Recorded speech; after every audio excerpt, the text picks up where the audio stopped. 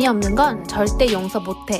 뭐 볼지 고민하는 당신을 위해 방송국 여자들의 왓플릭스. 두둥. 안녕하세요. 방송국 여자들의 왓플릭스입니다. 안녕하세요. 안녕하세요. 저는 오늘 진행을 맡은 로맨스와 판타지 좋아하는 꽁칠이고요. 저는 미장센 보는 걸 좋아하는 김세호입니다. 저는 전체 관람가랑 음악 좋아하는 조조입니다. 네, 그리고 이쯤에서 나와야 할 우리 창마가 지금 코로나 끝물에 돌아가면서 걸리고 있죠. 지금 확진이 되어서 오늘 녹음에 불참을 했습니다. 양해 부탁드리고요. 창마 얼른 나와서 만날 수 있기를. 스릴러 많이 보길 바라면서. 누워있어. 목이 아프고 열이 나는 와중에 스릴러 보기. 네, 여러분들도 건강 잘 챙기세요. 요즘 날씨가 왔다 갔다 해요. 환절기라서. 맞아요. 진짜 조심하시고요. 네, 댓글부터 읽어보겠습니다. 우선 167화 저희 서치2 에피소드에 까나님 1000캐시를 후원해 주셨어요. 너무 감사합니다. 우리 또 까나님이 마침 아카데미상 발표 시즌 발표를 보시고 리뷰도 남겨주셨는데 에에올이 이제 휩쓸었다고. 맞아요. 기쁜데 너무 몰아준 느낌이 안 드는 것도 아니었다. 저희도 기뻤는데. 근데 엄청나긴 했죠. 진짜. 저희도 작년에 연말 결산할 때 거의 다 에에올이 베스트에 저희도 있었잖아요. 몰아줬죠. 네, 완전 저희도 다 몰아줬죠. 맞아요. 진짜 센세이션이었죠. 진짜 대단한 영화긴 했어요. 축하드립니다. 네, 또 다음 차기작을 멋지게 만들어 주시기를. 네. 네, 그리고 까날님이 저희 서치 두 번째 녹음편에도 또 1000캐시를 후원해 주셨어요. 이거 참. 네, 몸둘 바를 모르겠습니다. 정말 무릎 꿇었습니다. 네, 너무 감사하고요. 네. 계속 이어서 이제 리뷰도 남겨주셨는데 저는 AI가 가져온 새로운 시대에 직업을 지킬 수 있는 유일한 클래스 자영업자. 되게 부럽네요. 그러게 자영업자 대체할 수 있을까? 어떤 자영업자이냐가 결국 중요할 것 같은데 자영업자분들이 이제 로봇을 고용하시겠죠. 그쵸, 보통은. 부럽다. 벌써 지금 까날님도 서빙 로봇 도입을 진지하게 생각을 해보셨다고. 요즘 많잖아요. 진짜 요즘 많기는 해요. 큰 식당 가면은 이름 맞아. 되게 귀여운 이름 붙이고 돌아다니더라고요. 익숙해지기도 했어요. 그리고 그런 모습은. 맞아. 네, 이렇게 서치2에 대한 리뷰와 또 소중한 캐시 후원 너무나 감사드립니다. 감사합니다. 그리고 이하냥님이 역시 서치2 저희 녹음편에 서치2 방송을 듣기 전에 나는 찜 재생 중간인데 라고 생각을 하셨었나 봐요. 근데 방송 들었을 때 같은 말씀을 하셔서 웃겼다고. 제가 찜생이라고 했어요. 그리고 나는 IT 기기 잘 못 다뤄서 못 살 것 같다. 네, 이렇게 귀여운 리뷰 감사합니다. 감사합니다. 네, 그리고 휘바이더님이 역시 또 서치2에 4000캐시를 던져주셨습니다. 감사합니다. 그리고 이번에도 되게 유쾌한 댓글을 남겨주셨는데 푸하하. 네, 서치의 주제는 효였군요. 푸하하. 저희가 이거 서치 주제 효라고 하면서 저희 되게 재밌게 이야기했는데 재밌게 들으셨나 봐요. 네. 그리고 꼭 아들 녀석이랑 같이 봐야겠다고. 네, 아들이 있으시군요. 네, 미래에 대한 고민도 나누셨던데 이 나이까지 직장 생활을 할 수 있다는 것만으로 감사한 일이긴 한데 진짜 몇 년 안 남았거든요. 점점점. 남의 일 같지가 않아. 좀. 이래서 어렸을 때 할머니가 기술 배우라고 하셨나 봅니다. 장사에도 소질이 없는 것 같고 고민을 털어놓고 한때 하루 종일 EBS만 보면서 평화롭게 살고 싶었었는데 그걸 해볼까 봐요 라고. 재밌겠다. 진짜. 근데 진짜 저희도 요즘 모이면 이런 얘기 많이 하는 것 같아요. 진짜 아니에요. 맞아. 정말. 근데 서치 리뷰인데 효랑 직업 고민만 나온 게 너무 웃겨요. AI 핵심이지 시대. 핵심. 결국 현실로 돌아와서 분명 맞아. 스릴러 영화였는데. 스릴러는 사라졌어. 이 현생이야말로 스릴러라고요. 아, 그럼요. 맞아요. 소름 돋아 죽겠어요. 그러니까요. 생존 그 자체. 네. 역시 서치2에 남겨주신 댓글이 하나 더 있어가지고 안용용한 123님 크리미널 마인드 이야기에 급 반갑네요. 예전에 엄청 빠져서 밤새서 봤던 드라마인데 크크크. 아무튼 저도 서치2 되게 재밌게 봤어요. 딱 오락영화로 완전 적당한 영화 같더라고요. 라고 남겨주셨어요. 맞아요. 맞아. 그냥 딱 진짜 팝콘 먹으면서 보기 좋은 음. 영화였던 것 같습니다. 하지만 잘 만들었죠. 네. 저희에게 존재에 대한 질문도 던져줬고요.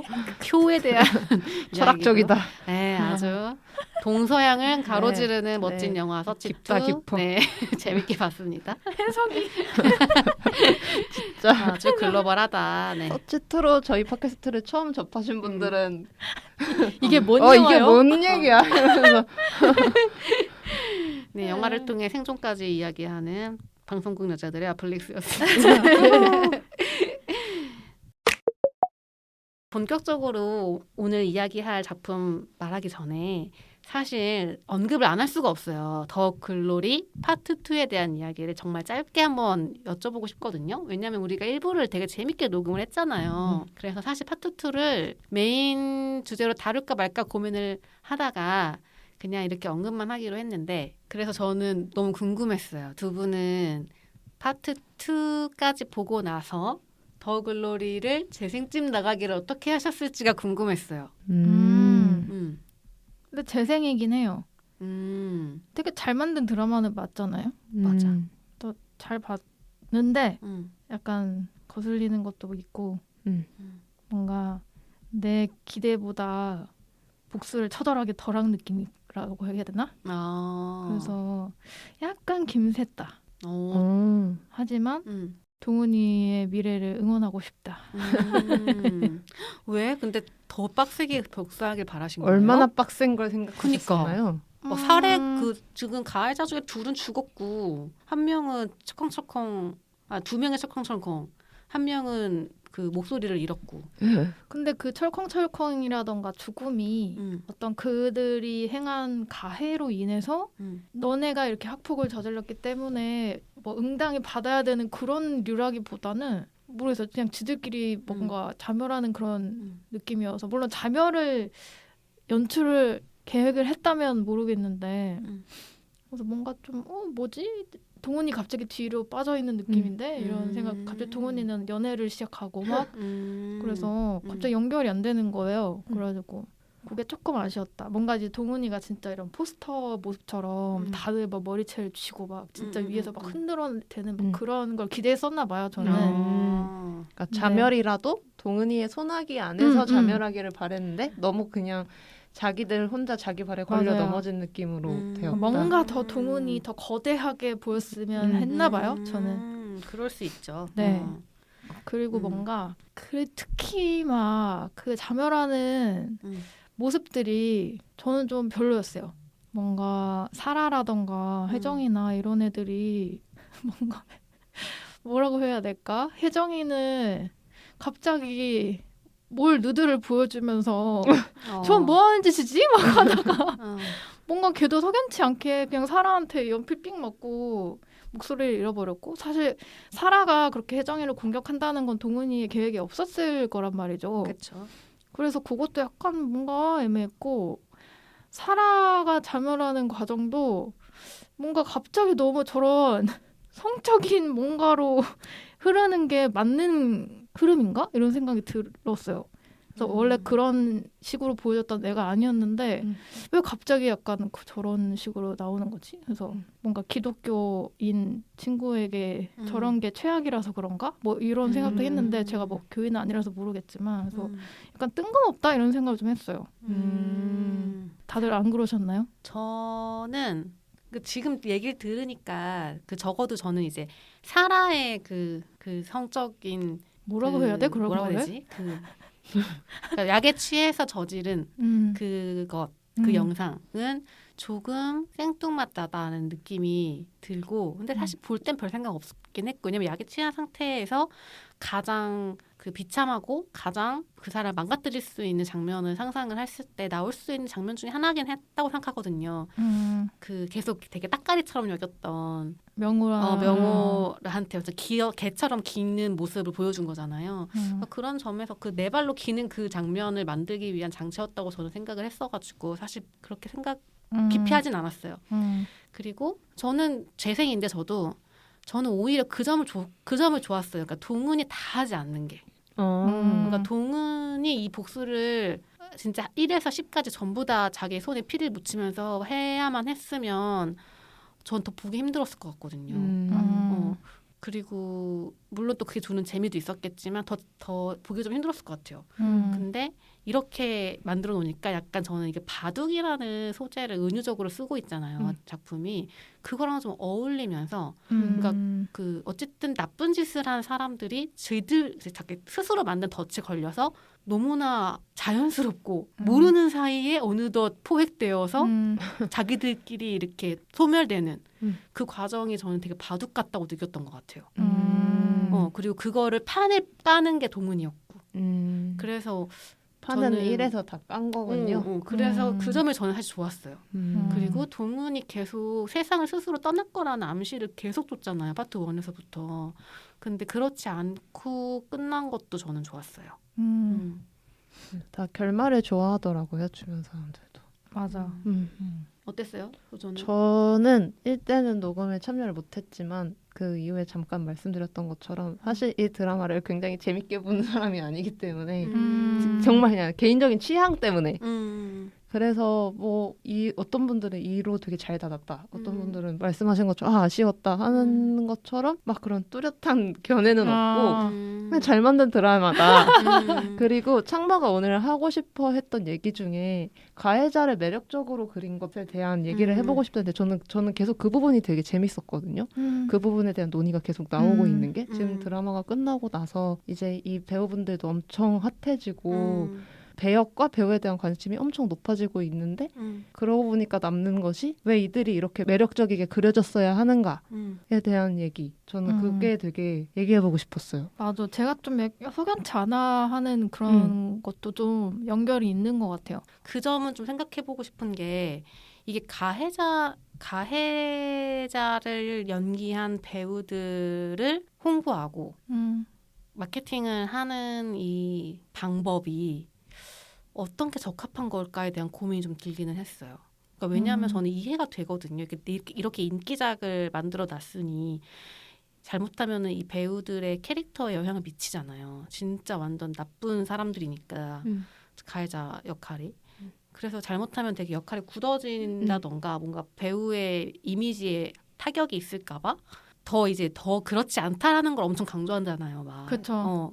엄청 계속 그거 보이던데 쇼츠에 괴리감 쩌는 뭐 현장 사실은 예의 바르고 촬영 현장 모습 이런 거 계속 나온단 말이에요. 근데 그런 게 그러니까 지금 우리가 노출되어 있는 미디어 환경상 안 볼 수가 없는데 거의 동시간적으로 그게 나오니까 확실히 약간 가해자가 매력적으로 보이는 것 같은 착각이 들 수도 있는 거죠. 사실은 작품 세계 안에서 가해자는 가해자로서 저는 악역들을 충분히 잘했다고 생각하거든요. 근데 약간 그 배우의 PR이나 이런 부분에 있어서 좀 고민이 오히려 들었던 것 같아요. 매력적으로 보이게 한 게 작품 외적으로 그렇게 만들어졌다. 저는 사실 드라마 안에서 그 캐릭터들이 캐릭터들의 매력적인 건 맞는데 그 매력적이라는 게 되게 정말 매력적이라기보다는 캐릭터 엄청 살아있잖아요. 하나하나가. 캐릭터 구축이 잘 돼서 매력적인 거. 근데 어쨌든 나쁜 연놈들이었단 말이에요. 그건 확실했어. 근데 그래서 뭔가 악역을 매력적으로 그렸다고 생각은 안 들어요. 사실은. 근데 오히려 우리 소비자가 이 캐릭터를 소비하는 이 전체 컨텍스트가 좀 그렇게 좀 고민이 됐어요. 그럴 수 있겠다. 다들 요새 다 연진아 하고 있으니까. 갑자기 너무 어려운 얘기가 됐어요. 그러게요. 네, 어려울 수밖에 없는 얘기도 하고. 없어요. 고민이 됐고 뭔가 그 연예기획사 입장에서는 근데 다른 대안이 없을 것 같다는 생각도 없죠. 들어요. 송혜교 씨가 그렇게 발벗고 막 홍보를 할 이제 연차가 아니시기도 하고. 그렇죠.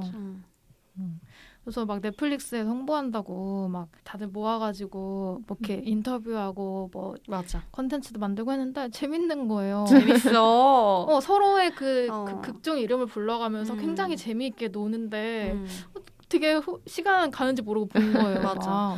배우들이 너무 훌륭했잖아요. 사실 연기 너무 맞아. 잘했고. 그리고 뭐 약간 연출상에 논란거리가 있을 만한 것들도 배우들의 생각 같은 거 인터뷰한 것도 막 보고 그랬는데 그런 건 되게 재밌었어요. 좋던데요. 본인이 어떤 의도로 이걸 촬영을 했고 전혀 이제 막 사람들이 오해를 한다거나 이런 것도 다시 한번 되게 본인의 생각으로 해명을 해주니까 해명이라기보다는 정말 그냥 의견을 얘기해주니까 좋았어요. 그냥 맞아. 그들이 거기에 갇혀서 하라는 거를 한 게 아니라 맞아. 의견이 들어가서 자기가 원하는 대로 연기를 했다? 이게 느껴지니까 더 멋있어 보였던 것 같아요. 그리고 되게 속 시원하게 학교폭력 가해자들에 대해서 벌 받아야죠. 이런 식으로 되게 얘기하는 것도 멋있었고. 올해 초를 정말 뜨겁게 달군 맞아. 드라마는 맞는 것 같아요. 진짜 정말. 너무 핫했고 안 보는 사람을 본 적이 없고 맞아. 진짜 잘 만들었어요. 좋은 작품이었습니다. 네, 감사히 재밌게 봤습니다. 네. 본격적으로 그럼 이제 이번 주에 어떤 이야기를 할 것이냐? 네, 저희가 이야기해볼 작품은 요즘 박스오피스 1위입니다. 예매율 1위더라고요, 이게. 애니메이션 스즈메의 문단속입니다. 두둥. 많이들 보셨을지 궁금하네요. 300만인가 됐던데요. 맞아. 그래서 신카이 마코토 씨가 한국에 내한하신다고 합니다. 와우. 300만 기념으로. 원래 왔었잖아요. 또 온대요? 뭐 새로운 행사를 또 뭐 하시는 것 같은데요. 또 어떤 행사를 감사 하시려나? 행사. 그 불닭 볶음면 드셨다고 봤던 것 같은데 이번에 뭘 드시려나? 네, 간단하게 요거 이야기를 하자면 스즈메의 문단속은 감독님 표현으로는 로드무비입니다. 맞죠. 맞죠? 매우 맞죠? 네, 일본의 다양한 지역들을 여행하는 소녀가 주인공이에요. 스즈메, 이름이 당연히 스즈메고요. 스즈메가 학교 가는 길에 한적한 산길에서 한 미남을 만납니다. 이 미남이 알쏭달쏭한 질문을 하죠. 이 근처에 폐 없니? 문을 찾고 있어. 그렇게 말했나? 안 따라갈 것 같은데. 너무 이상한 질문을 받은 스즈메가 뭔가에 홀리듯이 답변을 했어요. 저쪽 어디 가면은 뭐 폐허가 있다 이렇게 얘기를 해준 거죠. 외모에 홀렸죠 뭐. 그쵸. 심지어 대사가 나오죠. 미남이라는 대사가 나오죠. 이케맨. 꽃미남 씨. 꽃미남 씨. 네, 그렇게 하고 이제 학교에 갔는데 뭔가 창문 저 너머로 연기가 뭔가 이렇게 이상한 연기도 아닌 것이 시뻘건 뭔가 시뻘건 뭔가가 보이는 거예요. 근데 스즈메의 눈에만 보이는 거예요. 지금 고연동화를 그래서 쫓아가보죠. 근데 그 나오는 곳이 자기가 알려준 그 폐허인 것 같아 해가지고 깜짝 놀라가지고 막 가봅니다. 갔더니 미남은 보이지 않고 그 폐허가 된 곳에 뭔가 물이 이렇게 고여 있는 곳이 있는데 이상한 문이 하나 있는 거죠. 그래서 홀리듯이 또 갑니다. 갔는데 문 앞에 뭔가 고양이 석상 같은 게 있어가지고 뽑았더니 그때부터 이제 난리가 나죠. 뭐 그 시뻘건 무언가가 아주 내뿜으면서 나오면서 이 마을에 이제 막 지진 막 이런 게 막 흔들흔들하고 막 재난이 오는 것 같습니다. 이게 뭔 일인가 싶은 와중에 이제 미남님이 다시 나타나가지고 미남님과 문을 봉인을 합니다. 이제 그러면서 이제 이 스즈메의 모험이 시작이 되는데 알고 봤더니 이 미남의 이름은 소타였고 대대손손 문을 닫는 일을 했다는 거죠. 갑자기 너무 오늘 왜 이렇게 웃기냐? 잠깐만 나 왜 웃기려고 한 게 아닌데. 그래서 문을 닫는 건데 네, 왜 문을 닫냐면 이 문으로 이 일본 열도 아래를 흐르는 재난을 일으키는 에너지라고 해야 되나요? 민미즈가 흐르고 있다는 거예요. 그리고 이 문을 통해 나오기 때문에 문을 닫아야만 하는 이제 역할을 하는 거죠. 소탄의 가문이. 그래서 이 소타를 도와서 문을 닫는 일을 하게 됩니다. 근데 그 와중에 이제 여러 가지 사건들이 벌어지는 거죠. 네, 자세한 거는 이제 본격적으로 이야기를 해보실 건데요. 재생집 나가기 여러분들 어떻게 보셨는지 먼저 들어볼게요. 네. 나 너무 궁금하다. 아, 이거 진짜 얘기할 게 꽤 많은 작품이라는 생각이 들었거든요. 이거 보고 나서. 게다가 지금 이제 한 명은 그 전체 연령가를 담당하고 있는 이건 사람이고 12세예요. 이 영화는 왜 12세? 선 긋네요. 네, 조조가 지금 자기 영역이 아니라고 선을 그었습니다. 그리고 미장센 보는 걸 좋아하는 세우가 있단 말이죠. 그리고 로맨스와 판타지를 좋아하는 다 제가 있네. 있잖아요. 그래서 오늘 지금 멤버가 스릴러만큼 멤버가 공교롭게 빠졌어. 나쁘지 않다. 그래서 두 분 어떻게 보셨는지 매우 궁금합니다. 방금 선을 그었지만 어쨌든 다루는 영역이 비슷한 네. 조조. 저는 또 찜생하면 안 되겠죠. 하나만 하세요? 화끈하게 해주세요. 찜도 이미 안 새끈해. 그니까. 진짜 화끈하게 걸어오면서 해주세요. 계속 고민을 했는데 저는 이번에도 재밌었던 찜. 제 찜. 즐거웠던 찜. 행복했던 찜. 그럼 재생이지. 눈물을 흘렸던 찜. 그럼 재생이지. 싫어요. 아니, 지금 뭐 하시는 거예요? 잠깐만. 절대로 재생은 못해? 뭐? 절대 안 돼? 이게 무슨 광경이라? 절대 안 돼요? 재생 안 돼? 약간 자신의 저는 이름에 약간 먹칠하는 것 같아요? 먹칠까지는 아닌데 약간 못하겠어요. 이게 절대 안 돼? 생이 안 나와요. 입 밖으로. 제찜. 너무 웃기네. 알겠습니다. 네, 세훈은요? 저는 찜입니다. 저처럼 이렇게 확실하게 하셔야죠. 하지만 어제는 많이 울고 많이 웃었단 말이에요. 그 과거의 저를 외면할 순 없죠. 그래서 네. 재생에 가까운 찜? 네, 아니요. 찜에 가까운 재생. 재생이에요 그러면? 아니요, 찜이요. 죄송해요. 이랬다 저랬다. 진짜 너무 고민돼요. 왜냐면 진짜 볼 때 너무 많이 울었어요. 근데 내 누누이 말하지만 전 미니언즈를 봐도 울고 겨울왕국을 봐도 울기 때문에 이걸 봐도 울 수밖에 없어요. 미니언즈와 겨울왕국은 재생이에요? 그거 쌉재생이죠. 근데 이거는 왜? 여러 가지 이유가 있죠. 이제 나중에 설명을 드리는 걸로 하고. 오케이. 새우도 찜. 이렇게 질척거릴 줄이야. 지금 조조가 굉장히 질척거려가지고. 저는 근데 저 솔직히 조조의 마음이 뭔지 너무 알아가지고. 저도 뭔지 알 것 같아요. 저도 사실 그렇거든요. 그래서 저도 시원하게 찜을 할랍니다. 네. 이렇게 하면 우리의 마음이 전달되잖아요. 그렇죠. 쓰리찜. 쓰리찜만으로도 이미 이 영화가 어떤 영화인지 표현이 되나요? 그럼요. 그럼요. 그러니까 나가기는 또 아니잖아요. 나 창마 예상해봐도 돼요? 나가기. 창마 나가기일 것 같아. 창마는 혹시 보기 싫어서 오늘 안 오신 거 그럴 아니에요? 수도 있어. 아직 안 봤을 거예요 아마. 그러니까. 에라이 했는데 코로나 걸렸다. 아니 스릴러를 죄송합니다. 보던 눈으로 어떻게 이걸 보고. 근데 이 정도면 그래도 애니메이션 치고 스릴 있잖아요. 그건 그래. 4D로 보시면 되죠. 선생님들 더 스릴 있는 애니메이션 얼마나 많은데요. 그래도 문 닫을 때 얼마나 쫄깃하던데. 문이 닫기나 안 닫기나. 참. 너무 잘 봤구만. 진짜 왜 그러는 거야. 여기는 재생이다. 아니에요. 재생. 네, 이렇게 찜찜찜한 상태로 평가를 일단 해봤는데 근데 진짜 저희가 이거 왔다리 갔다리 하는 걸 보면서도 아시겠지만 좀 오묘한 작품이지 않았어요? 네. 맞아요. 저 되게 보고 생각이 정리가 잘 안 되더라고요. 이게 재생인가 찜인가에 대해서. 그만큼 할 말이 좀 많이 있을 것 같고 궁금합니다.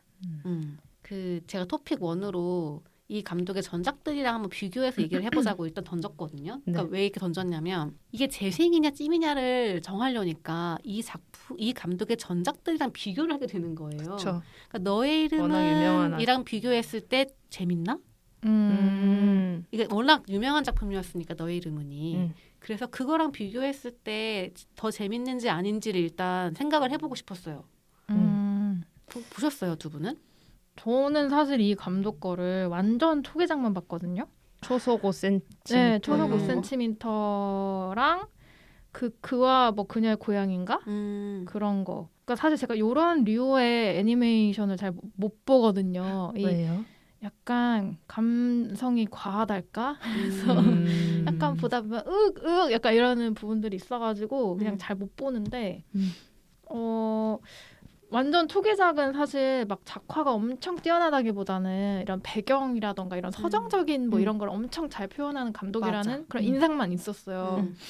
그런 상태에서 이걸 보니까 작화가 너무 좋은 거예요. 그래서 되게 좋은데? 라고 생각은 했으나 여전히 그 제 안의 편견이었던 약간 과한 감정 이것이 조금 있었다 저한테는. 그래서 그게 조금 찜을하게 만드는 거였어요. 그러니까 제일 큰 거는 갑자기 스즈메가 소타를 사랑하기 시작하면서 진행되는 모든 일들이 쟤는 왜 갑자기 급발진을 하는 거지? 10대라 그런가? 말하면서 약간 떨어지게 만드는 그런 게 있었어요.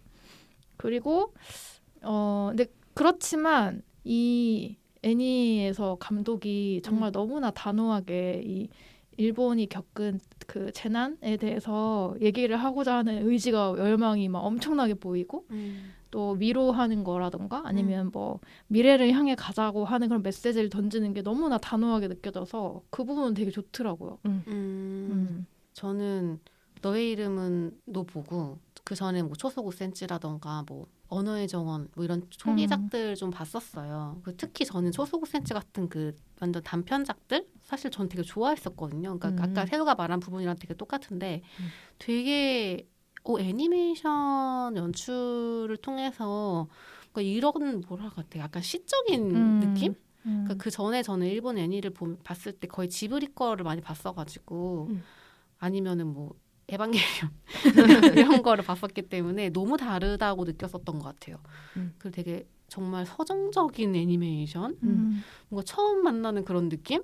좀 신기해했고 좀 뭔가 이렇게 말랑말랑해 사람을 이렇게 말랑말랑하게 만드는 그런 거라서 좋아했었던 것 같아요. 그런 와중에 사실 이거는 저는 신카이 마코토가 이런 선전 영화를 하기도 하는구나라는 생각을 좀 했는데 어떻게 보면 좀 통할 수도 있다는 게 약간 그 감정적인 느낌 맞아요. 있잖아요. 뭔가 네. 감정을 증폭시키는 그 연출이라고 해야 되나? 그러니까 그게 이런 어떤 메시지랑 만나니까 이런 식의 장르 영화? 이런 메시지를 담을 수도 있구나라는 생각이 들어가지고 되게 흥미로웠고요. 근데 이제 말은 개몽 영화라고 해가지고 좀 세게 말하긴 했지만 그 부분이 사실 또 되게 일본 사회에서 지금 얼마나 필요한 것일까라는 생각도 전 또 드는 거예요. 그러니까. 개몽 영화라는 게 다 나쁜 건 아니잖아요. 그러니까 뭔가 나는 어쨌든 그런 일본 지진을 겪지 않았고 또 한국인이라서 좀 떨어져서 볼 수 있는데 이게 만약에 일본 사람이었으면 엄청 감정적으로 뭔가 감상이 엄청 다르겠다 나랑 맞아, 이런 생각을 계속하면서 봤거든요. 맞아. 그러니까 우리가 보기에는 좀 약간 어딘가 좀 힘들고 버겁게 느껴지는 저런 방식이 어느 순간에 어떤 상황에서의 사람들한테는 너무 절실할 것 같다는 생각이 너무 명확하게 드는 거예요. 맞아. 그래서 되게 신기했어요. 그러니까 제가 봤었던 되게 시 같은 애니를 하던 사람이 이런 걸 한다는 게 너무 저는 신기했고 그런 면에서 약간 이 영화 자체를 평가하기가 좀 힘들었던 것 같아요. 개인적으로는 너의 이름은이 더 재밌었거든요. 하지만 이런 흥미로운 방식으로 이 사람이 연출을 했다는 것 자체가 좀 재밌었어요. 조조는 어땠어요? 저는 이제 애니메이션을 좋아하지만 안 좋아하는 애니메이션이 있다면 너의 이름이었거든요. 안 좋아한다기보다는 이것도 마치 더글로리처럼 제 취향이 아닌 요소들이 좀 많은 사실 이번에도 가장 큰 게 여자 주인공이 이해가 안 된다. 그냥 그것부터 이 영화에 대한 애착이 떨어지는 거였는데 전 신카이 마코토가 그리는 그런 어떤 남녀 간의 사랑으로 풀어지는 것들이 이해가 잘 안 돼요. 항상. 맞아. 네. 너의 이름은 도 막 그렇게 엄청 공감하면서 그러니까 푹 빠져서 보지는 못했었던 것 같고 그리고 이 그 특유의 그 명대사들과 제가 그때 슬램덩크도 고등학생들이 농구를 하면서 자꾸 명대사를 하니까 잘 집중이 안 됐다 이랬잖아요. 근데 이번에도 울다가 갑자기 막 명대사가 막 나오기 시작하면 눈물이 이렇게 다시 리버스로 들어갔거든요. 제가 뭔가 이런 일본식 명대사에 좀 약한가? 그럴 수 있지. 그걸 잘 소화를 못 시키나? 이런 생각도 들었고 근데 진짜 작화는 말씀하신 것처럼 너무 아름답고 또 이번에는 그래도 저는 너의 이름은보다는 재밌었던 이유는 말씀하셨던 그런 부분들 있죠. 이전작에서는 없었던 저는 오히려 그런 감성적인 부분이 안 맞았다 보니까 이번에 이런 판타지적이고 모험하고 이런 게 저는 그냥 재밌었어요. 그가 서사가 그 감독이 말씀하신 로드무비스러운 부분들이 저한테는 그게 이제 매력으로 다가와서 이 사람 영화에 내가 좋아할 수 있는 부분들이 좀 이제 생기기 시작했네? 라는 생각을 했고 그러니까 막 그게 지진이랑 재난을 다뤘다는 걸 빼고 그냥 이거를 풀어나가는 방식 자체가 너의 이름은이나 예전 작품들보다 훨씬 재밌었다. 맞아. 네. 하지만 여전히 저랑 그 감독님은 안 맞는다. 감정을 쓰는 방식이 조금 푹 빠지게 만들기는 못하는 것 같아요. 말씀하신 거대로. 어딘가 조금 겉돌아. 왜냐하면 저는 지브리는 되게 좋아하거든요. 근데 지브리도 항상 하울이랑 뭐 소피아가 갑자기 사랑에 빠지고 센이랑 하쿠가 또 갑자기 둘이 모르는 사이에서 만났는데 그랬잖아요. 근데 걔네는 항상 이유가 있거든요. 센이랑 하쿠도 사실 어렸을 때 하쿠라는 강한에 빠진 센을 걔가 용이 구해줬기 때문에 뭐 이런 게 있는데 이번에는 이런 연결선 같은 게 항상 없어요. 이 사람은. 갑자기 어느 순간 띵 만났는데 사랑에 쏙 빠지고 바로 휘리릭 이렇게 되는 게 약간 그래서 지브리가 표현하는 어떤 남녀 간의 사랑은 저는 이해가 되는데 신카이 마코토가 보여주는 건 항상 이해가 잘 안 되는. 근데 여기도 이유가 있긴 있었어요. 생각을 해보니까. 물론 미남이었지만 저는 이유 그거 하나라고 생각했어요. 아니야. 갑자기 생각났어. 소타를 처음 만났을 때 그 혼잣말처럼 하잖아요. 어디서 봤는데? 그런 얘기를 하거든요. 근데 나중에 알고 봤더니 그 어렸을 때 그 같이 서 있었던 그때 봤던 거야. 근데 뭔가 그거는 개연성이 그러니까 마지막에 그렇게 다시 둘이 붙이긴 했구나 싶긴 했는데 충분한 이유는 못 되는 느낌? 아니, 갑자기 갑자기 소타가 없는 세상이 싫다고 막 소리 지르고 그 정도는 아니다. 그 정도라고? 맞아. 감정이 너무 급히 진전이 됐다. 저는 그래서 그냥 스즈메가 원래는 그 자기가 요석을 뽑는 바람에 이제 소타가 의자도 되고 다음 요석으로 된 거에 대한 책임감이나 죄책감 미안해서 그냥 착한 아이라서 그런 걸로 생각을 했는데 갑자기 이게 어느 순간 휘리릭 연애 감정으로 바뀌니까 이상하다 싶은 거예요. 맞아. 저는 제일 받아들이기 힘들었던 건 오히려 소타도 소타 갑자기 이제야 너를 만났는데 그렇게 하면서 살고 싶어 막 이러잖아요. 거기가 제일 이해가 힘들었던 것 같아요. 의자였는데 너는? 의자였고 계속 너는 얼음처럼 굳어서 있었는데 언제 사랑에 빠졌지? 이런 물론 이제 그 같이 여행을 떠나면서 뭐 그런 스즈메의 면면들을 보면서 약간 호감을 느꼈을 수도 있지. 오케이 이런 장면들이 있지만 여고생한테 그러니까 일단 미성년자 대학생 큰일 날 일이고 아무튼 일단 그런 호감도 연애 감정으로서의 호감이 아니라 저 친구 괜찮은 친구네 그냥 그 정도로만 계속 보여줬단 말이죠. 맞아. 모르겠어. 신카이 마코토는 그런 걸 다 연애 감정으로 생각해서 연출했는지 모르겠지만 그래서 저게 뭐야 하면서 일단 미성년자인 게 너무 거슬려 지금. 맞아. 그냥 너의 이름은처럼 동갑으로 하던가. 그러니까. 고등학생이어도 충분히 문 닫을 수 있었을 텐데. 맞아. 아무튼 어쨌든 참 이 로맨스 감정을 차곡차곡 쌓아서 이입을 하게 만드는 건 정말 고급 기술인 것 같아요. 어려운 그 부분에서 좀 아쉬움이 있었죠. 근데 진짜 그 마지막에 폭발하는 장면에서 안 그래도 명대사가 계속 나오는데 감정이입까지 깨지니까 좀 힘들긴 했어요. 맞아요. 막 소타를 몇 번을 부르는 건지. 그러니까 이게 만약에 진짜 그 3.11 사건을 담았고 그 이후에 일본 세대에게 전하는 어떤 긍정과 희망과 치유의 메시지다라는 배경 지식이 없었으면 찜도 아니고 나가기였을 수도 있어. 그렇지 않아요? 저는 그 부분이 진짜 큰 플러스를 줬던 거거든요. 그렇죠. 사실은. 사실 저는 그리고 줄거리 서사도 로드무비 뭐 방금 조조가 이런 부분 재밌었다고 했긴 했지만 재미도 있었긴 있었지만 저는 솔직히 그 서사는 너무 좀 단순하다고 생각하긴 했어요. 많이 본. 네, 많이 본. 그 막 중간에 그 뭐 스포츠카 모는 친구 같은 캐릭터 세리자와. 만들어 놓은 거라던가 그러니까 그런 요소들의 연출들이 되게 어디서 본 것 같은 느낌이 드는 것들이어가지고 사실은 신카이 마코토가 이런 로드무비를 해보고 싶었구나. 이런 서사를 해보고 싶었구나라는 생각을 했어요. 맞아요. 전혀 새로운 부분은 없었어요. 세련되지 않았어요. 그냥 제가 보기에 좀 더 이전 작품보다 편한 구성 방식이었을 뿐이지 정말 나올 법한 캐릭터들이 나와서 조력자가 되어주고 맞아. 근데 대신 서사보다는 저는 그래서 이 사람은 저는 되게 어쨌든 그 판타지스러운 현실을 통해서 감정을 담아내는 걸 잘한다고 생각은 하거든요. 그러니까 그런 건 확실히 잘한다는 생각이 들었어요. 이번에 보면서도. 맞아. 그러면 2부에서 좀 더 이 영화의 연출이나 뭐 작화라던가 음악 같은 좀 더 구체적인 이야기를 나눠보도록 할게요. 네, 2부에서 뵙겠습니다. 하나, 둘, 셋. 두둥.